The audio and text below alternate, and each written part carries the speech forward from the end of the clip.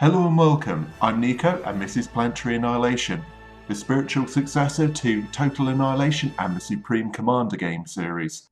Very successful Kickstarter, funded $2.4 million and met all their stretch goals. So is it a good game? Well, yes and no, and hopefully in this review you'll find out why I've got mixed feelings on it. But before I start on that, I'll show you some of the game features. If you just want to see gameplay and get my impressions of that, I'll put a link in the top left hand corner, click on the annotation and you'll be right there. Right, settings. You've got a choice of presets from low, medium to uber, and with high in there as well. I should really read that in order, that would probably help. Okay, virtual texture. Yep, low, medium and high, no uber on that one for some strange reason. Headlights, you've got medium and uber in a very strange choice of phrasing. Then you've got back to low, medium and high and uber again on shadows. Ambient occlusion on or off, HDR on or off, and only the worst form of anti-aliasing ever with FXAA. Doesn't seem to make much difference whether you have that one on or off. However, what I've found is that you are not going to be slowed down by the graphical fidelity of this game.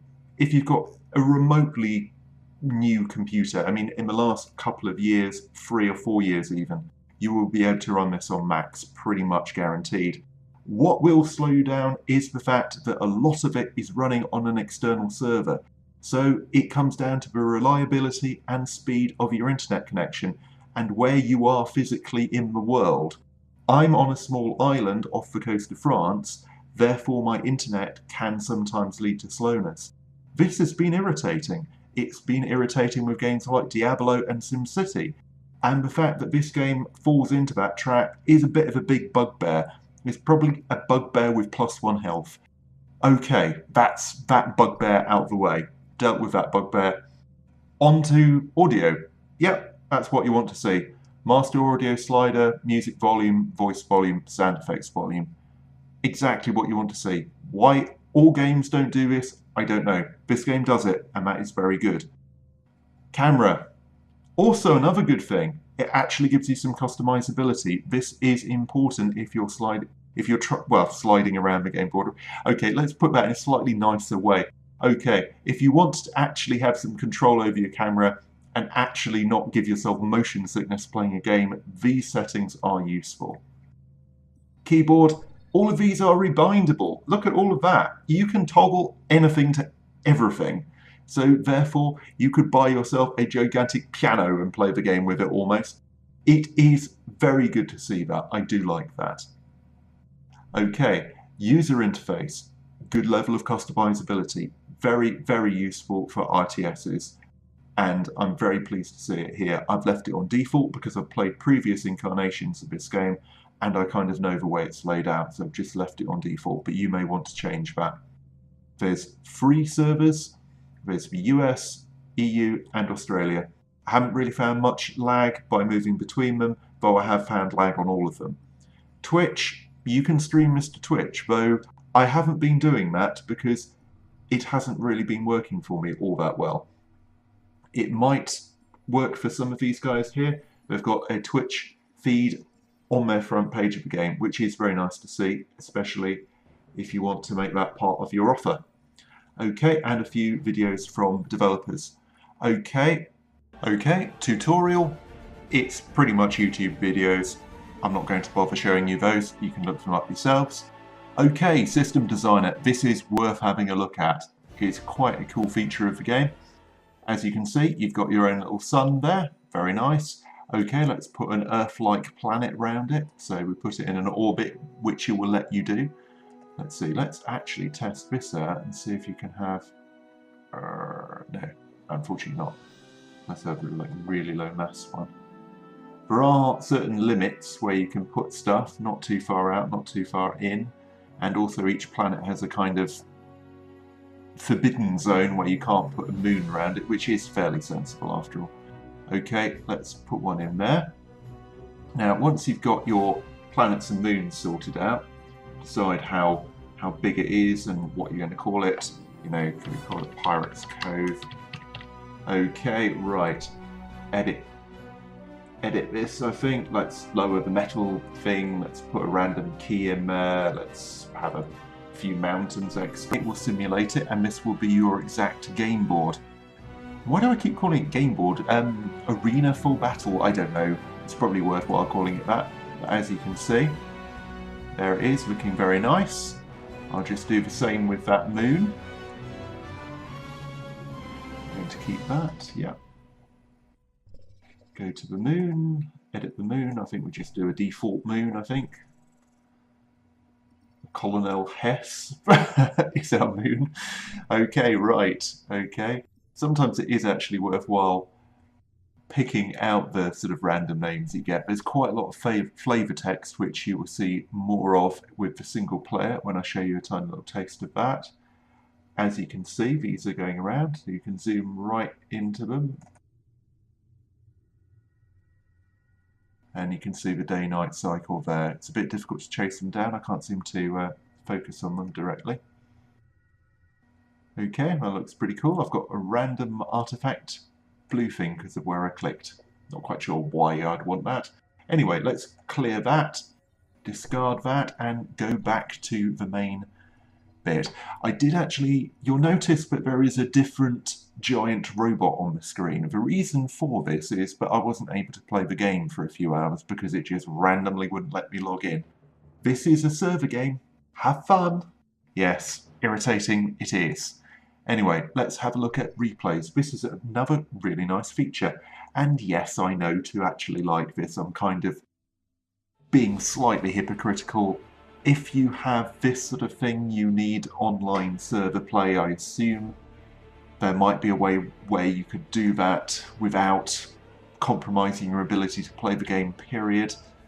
Yeah, even the single player game is online, so it is somewhat irritating. Now, I'm not going to do it on these, but if you click on any of these, you can just view the replay and watch it. You can watch a particular team or all of them. You can scrub it backwards and forwards, speed it up, slow it down. It's like watching a YouTube video of it, but with the in-game engine. It's very cool. Possibly very useful for producing, you know, your own post-action reports or something if you want to do it like that. Okay, nice feature of that. And Armory. Yes, this is related to the Kickstarter. Yeah, all of these ones down the bottom you get if you were one of the Kickstarters. You can see these guys' names here: Warren Hunt, Chris McIntyre, David Carte, Anonymous Dude, and Ron Pepper. Okay, but you do get 7 default ones when you buy the game, so you don't have to buy these. It's only if you particularly want one of them. Okay, there's various stuff here. You can redeem your Kickstarter code coupons there. Just quickly have a look at the single player game here. Go to war. And as you can see, you've got a galaxy to explore. You navigate around it. And basically, if you go in and fight, it's with a limited tech tree, bit different bits of kit up. And then you go to war with it. You can only have part of a tech tree unlocked at any one time, which is a nice little feature. It does make the game a little bit different. You have to play it tactically differently. Okay, and Blatani. Yeah, bit of flavor text there for you to enjoy. All of these systems have flavor text, which are in the universe of Supreme Commander. All of this is a linked universe, so there's lots of Easter eggs and stuff like that you can get into if you've played previous games. It's quite good fun, but I do prefer the multiplayer. Okay, click out that. Okay, first off, this is the big thing about this game. You get to throw moons at planets. You get to kill everything on the planet's surface, and it looks damned impressive. Yes, it is very, very cool. You remove the moon, you leave a planet with a gigantic crater in it, you kill everything on its surface, and it's awesome. You can't get around that, and it really is satisfying. You get a great big warning. You see the planet slowly go around the solar system under thrust and hits the planet a minute or so later. Maybe you've got enough time to evacuate your commander, maybe not. It's pretty cool though. and a great way of finishing a game. That said, I do find that as this game progresses, you get progressively zoomed out from the action, so you don't really see very much. You're constantly in the strategic view, so all you see are little pixels fighting each other, and that, after a while, just begins to lose its attraction. You can play this in a very strategic sort of fashion. You start to figure out ways of optimizing your build patterns, in some ways a bit like professional StarCraft.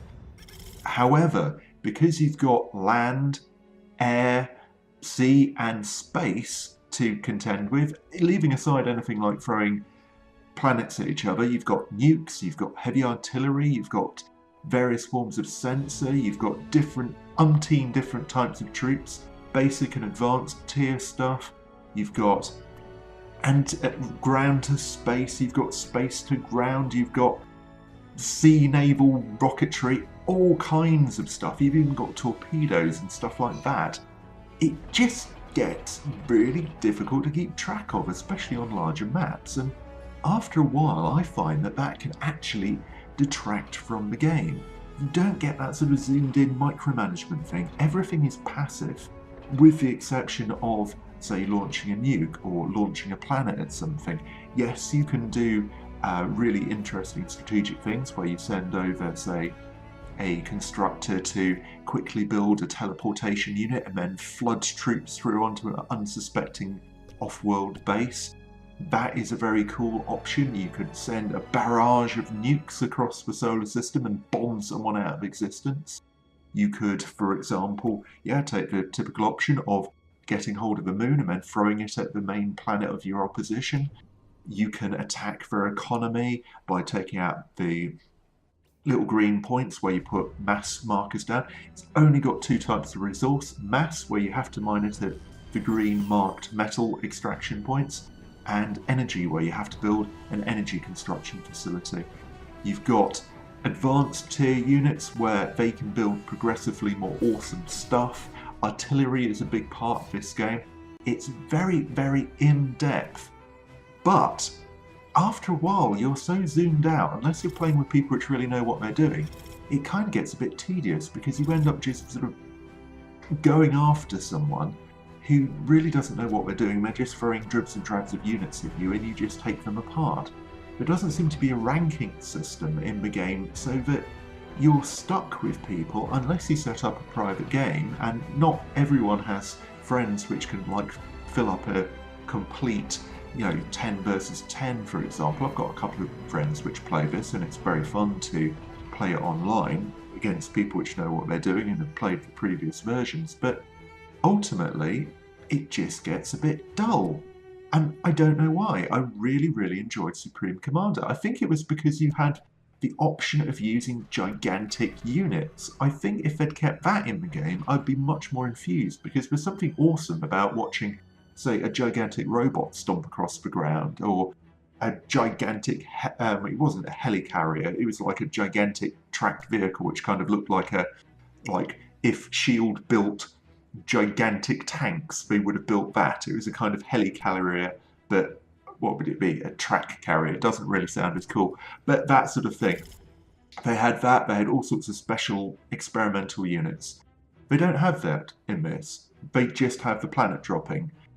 While that is cool, it's very much a finishing move, and you've done it once, you've kind of done it. You've done it, basically. You drop a planet, and it's very automated, and just doesn't really add to the replayability.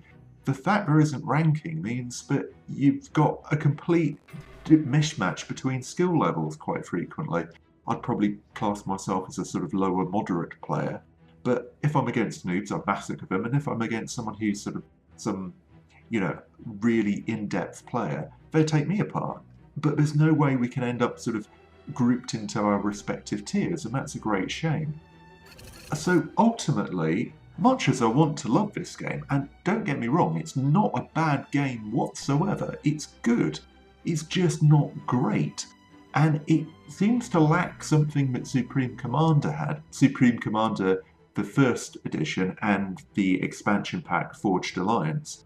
That had something really awesome about it, which made me go back and play it. I still have it on my computer and I still play it years and years after it came out.